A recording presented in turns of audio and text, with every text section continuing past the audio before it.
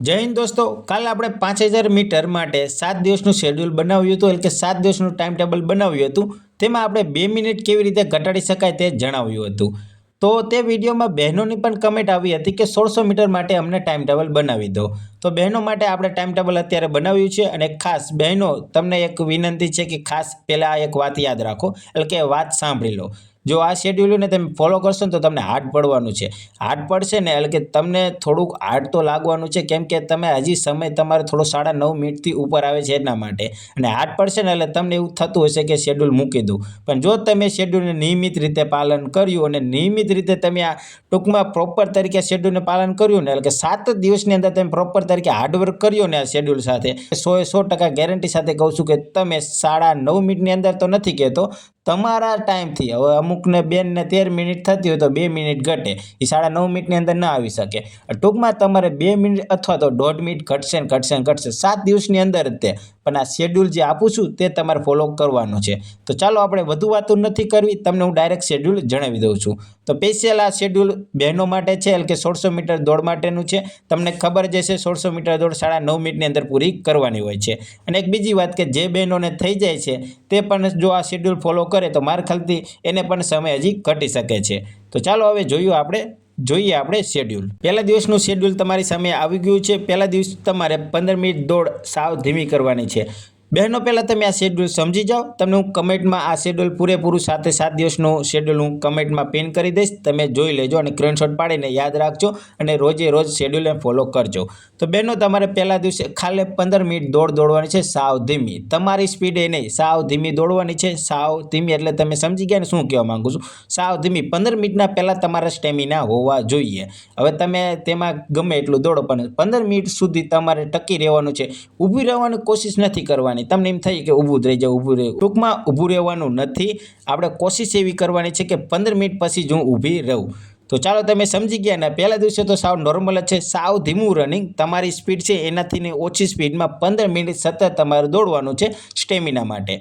અને જો બહેનો, થોડુંક તો હાર્ડ તો પડવાનું છે, કેમ કે તમારે 2 મિનિટ ઘટાડવાની છે. અમુક બહેનો 2 મહિનાથી દોડે છે છતાં નથી ઘટતી, અને આપણે 7 દિવસમાં ઘટાડવાની છે. થોડું હાર્ડ તો પડવાનું છે, પણ નો ડાઉટ તમે 100% તમારે 2 થી 1.5 મિનિટ અથવા તો 1 મિનિટનો તો ફેર પડશે. તમે સામાન્ય રીતે પણ જો આ ટાઈમ ટેબલ ફોલો કર્યું ને તો. બીજા દિવસનું ટાઈમ ટેબલ તમારી સામે આવી ગયું છે. બીજા દિવસમાં તમારે સ્લો ફાસ્ટ રનિંગ કરવાનું છે. અને ઘણી બહેનોને મેં આ જણાવ્યું છે કે સ્લો ફાસ્ટ રનિંગ કેવી રીતે કરાય. અને સ્લો ફાસ્ટ રનિંગના એટલા ફાયદા છે ને કે તમે વાત જ ના પૂછો. જે કોઈ આ ટ્રાય કરી હોય તો બહેનો, તમે જો આ ટ્રાય કરી હોય, મેં અમુકને જણાવેલું છે, તે કમેન્ટમાં જણાવજો કે તમને ફાયદો થયો કે નહીં.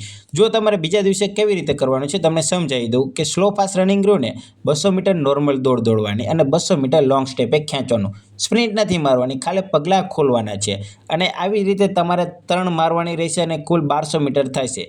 અને એક મારી લો ને, એટલે કે જો તમારે 400 મીટરનું ગ્રાઉન્ડ હોય ને તો તમારે એક મારીને 2.5 મિનિટનો આરામ કરવાનો છે. મિનિમમ 2.5 મિનિટ જેટલો આરામ કરવાનો છે. અને પછી તમારે બીજી મારવાની છે, પછી 2.5 મિનિટ આરામ કરવાનો છે, પછી ત્રીજી મારવાની છે. એટલે તમે સમજી ગયા ને. પહેલાં તમારે જો રોડ ઉપર તમે દોડતા હોય તો તમારી રીતે તમારે 400 મીટરનો અંદાજ લગાવીને 200 મીટર સાવ સ્લો દોડવાનું અને 200 મીટરના સ્ટેપ ખોલવાના. સ્પ્રિન્ટ નથી, સ્ટેપ ખોલવાના છે, બીજું જ કંઈ નથી. તો તમે સમજી ગયા ને. જો હજી બહેનો તમે આ બીજો દિવસ ન સમજી શકો ને તો કમેન્ટમાં જણાવજો, હું તમને કમેન્ટમાં જણાવી દઈશ.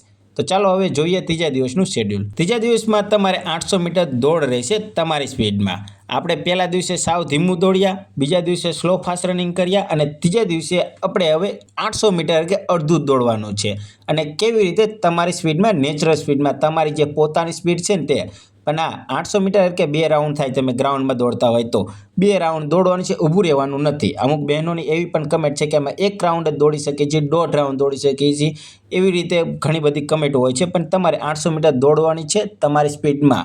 થાકી જશો તમે તમારી સ્પીડમાં. તમે રહે ને દોડવાનું ચાલુ કરો ને એટલે તમારી સ્પીડમાં નથી દોડતા હોતા, શાંતિથી દોડો છો. તમારી સ્પીડ છે ને કે તમે જે ખેંચો ને છેલ્લે, એ તમારી સ્પીડમાં કહેવાય. સ્પ્રિન્ટ નથી કહેતો અને લોંગ સ્ટેપે નહીં. તમારી સ્પીડમાં નોર્મલ ચાલુ કરી દેવાનું છે. 800 મીટર દોડવાની છે.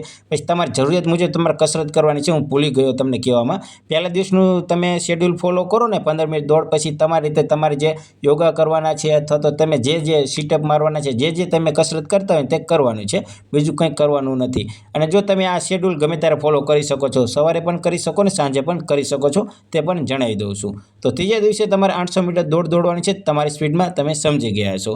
તો ચાલો હવે તમને ચોથા દિવસનું શેડ્યુલ જણાવી દઉં. ચોથા દિવસનું શેડ્યુલ છે 1200 મીટર દોડ છે અને ટ્રાય એવી કરવાની છે કે 7.5 મિનિટની અંદર આવવાનું છે. ટાઈમ જોવો જરૂરી છે, કેમ કે દોસ્તો તમને ખ્યાલ હશે કે બહેનો તમને ખ્યાલ હશે કે તમે 1200 મીટર દોડ કેટલી મિનિટમાં દોડો છો.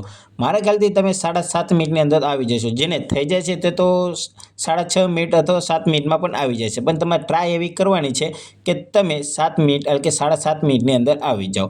1200 મીટર દોડ દોડવાની છે, તમારી સ્પીડમાં આવવાનું એટલે કે તમે સ્પ્રિન્ટ મારો, જે કરો તે 1200 મીટર દોડ દોડવાની અને 7.5 મિનિટની અંદર આવવાની કોશિશ કરવાની છે, બીજું કંઈ જ નહીં. હવે જોઈશું આપણે પાંચમા દિવસનું શેડ્યુલ. પાંચમા દિવસે તમારે 1600 મીટર દોડ દોડવાની છે તમારી સ્પીડે. હવે અમુક બહેનો કહે ને કે અમારે 12 મિનિટ થઈ જાય છે, 11 મિનિટ થઈ જાય છે, 10.5 મિનિટ થઈ જાય છે, તો આ તમારી સ્પીડે તમે 1600 મીટર દોડ દોડજો. કેવી રીતે? તમારી સ્પીડમાં. સમય ના જોતા કે 9.5 મિનિટની અંદર કરી જ નાખું પાંચમા દિવસે, ના, તમારી સ્પીડમાં દોડજો. ભલે તમારે 10.5 મિનિટ આવી જાય, 10 મિનિટ આવી જાય, 11 મિનિટ આવી જાય, ગમે એટલો સમય આવી જાય, તમારી રીતે 1600 મીટર દોડજો. આપણે આગળ સ્ટેમિના બનાવ્યા છે એટલે તમને અત્યારે તો તમને આમ એમ જ થઈ જતું હશે કે લાવો 9.5 મિનિટમાં દોડી જાઉં, પણ ના, તમારી સ્પીડે દોડજો. 1600 મીટર દોડજો.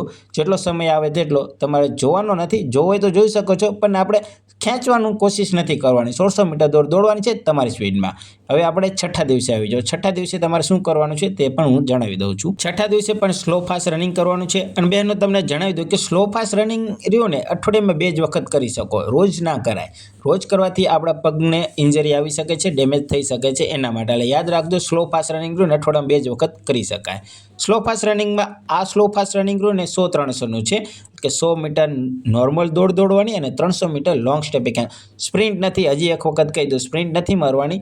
300 મીટર ખેંચવાનું છે, ખાલી પગલાં ખેંચવાનું છે, પગલાં મોટા પાડવાના છે અને લોંગ સ્ટેપે ખેંચવાનું છે, સ્પ્રિન્ટ નથી. અને આવી રીતે તમારે 2 રહેશે. 2 એટલે કે 400 × 2 એટલે કે 800 મીટર કુલ ટોટલ દોડ થાય છે. પહેલાં 100 મીટર દોડવાનું, પછી 300 મીટર ખેંચવાનું, પછી 2.5 મિનિટનો આરામ લેવાનો, મિનિમમ 2.5 મિનિટ આરામ લેવાનો છે. અને પછી બીજી વખત 100 મીટર સ્લો દોડી 300 મીટરના લોંગ સ્ટેપ દોડવાના છે. અને પછી પોતપોતાની રીતે તમારી જરૂરિયાત મુજબ તમારે જે કસરત કરો છો તે તમે કરી શકો છો. છઠ્ઠા દિવસમાં તમે સમજી ગયા ને હજી વખત હું તમને બીજી વખત જણાવી દઉં કે બીજો દિવસ અને છઠ્ઠા દિવસમાં તમે જો ના સમજી શકો ને તો તમે કમેન્ટમાં જણાવજો, હું તમને સમજાવવાની કોશિશ કરીશ. હવે સાતમા દિવસે આવી જાઓ. સાતમા દિવસે તમારે 1600 મીટર દોડ દોડવાની છે. ટાઈમ જોવાનો છે. તમારે એવું જ સમજવાનું કે મારે આજે દોડવાનો સમય છે કે ગ્રાઉન્ડની તારીખ છે, ગ્રાઉન્ડની અંદર જ હું ઊભી છું, ગ્રાઉન્ડ છે તે જ વિચારીને તમારે દોડવાનું છે, બીજું જ કંઈ જ નહીં. તમારે ટાઈમ જોવાનો છે. હું 100% ગેરંટી સાથે કહું છું બહેનો કે તમારો જે સમય આવતો હતો ને એનાથી તમે 1.5 મિનિટ 2 મિનિટ તો તમે ઘટાડી શકશો. અને જો તમે સામાન્ય રીતે પણ આ ટાઈમ ટેબલ ફોલો કર્યું છે તો 1 મિનિટ તો તમે ઘટાડી દેશો. 100% કહું છું. અને બહેનો તમે 7 દિવસ આ ટાઈમ ટેબલ ફોલો કરીને કમેન્ટમાં આન્સર એટલે કે કમેન્ટમાં જણાવવા આવજો કે તમારે કેટલો ફેર પડ્યો. અને જો બીજો તમારો કોઈ પણ પ્રશ્ન હોય તો તમે કમેન્ટમાં જણાવજો, તમને આન્સર દેવાની કોશિશ કરીશ. અને બહેનો થોડો સપોર્ટ કરજો તમારા ભાઈને, વિડીયોને લાઇક કરજો, શેર કરજો. ચાલો બહેનો, મળીએ બીજા વિડીયોમાં. જય હિન્દ, જય ભારત.